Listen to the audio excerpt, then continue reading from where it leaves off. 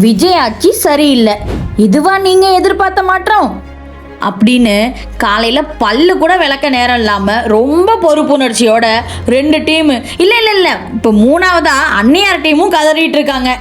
மாற்றம் எங்கன்னு. உண்மையை சொல்லணும்னா இது மக்கள் மேல உள்ள அக்கறையெல்லாம் கிடையாதுங்க. காலங்காலமாக மாற்றி ஆட்சி பண்ணி அதிகாரத்துலையும் மக்கள் பணத்துலையும் கொளுத்து போய் பழகிருச்சுல்ல, அதான் இப்போ அது கிடைக்காம போயிருச்சுல்ல, அதான் தோற்று போன வன்மத்தில் மாற்றம் எங்கன்னு கதறிட்டு இருக்கானுங்க. அவங்களால தாங்க முடியல. இப்போ பண்ணிட்டு இருக்கிறது என்ன தெரியுமா? இந்த பொய்யான விஷயத்தை எப்படியாவது மக்கள் மனசில் திணிச்சு குழப்பத்தை உண்டு பண்ணலான்னு ஃபுல் டைம் வேலை பார்த்துட்டு இருக்கானுங்க. இப்போ நம்ம கேட்போம், 70 வருஷ அனுபவம்னு சொல்கிறாங்க. எத்தனை தடவை ஆட்சி பண்ணியிருப்பாங்க? அவங்க பண்ணாத மாற்றத்தை எல்லாம் டிவிக்கே வந்தோன்னே மாற்றி காட்டணுமா?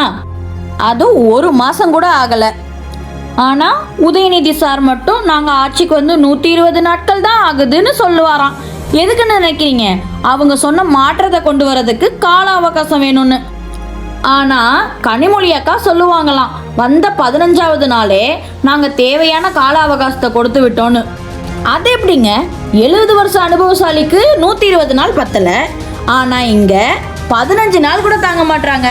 அவ்வளோ அவசரம், அவ்வளோ கதறல்.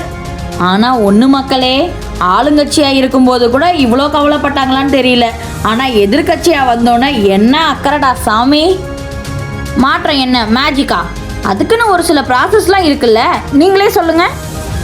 மக்களே, நீங்களே கொஞ்சம் நல்லா யோசிங்க. வன்ம பொய் மூட்டையெல்லாம் நம்பாதீங்க. Be alert.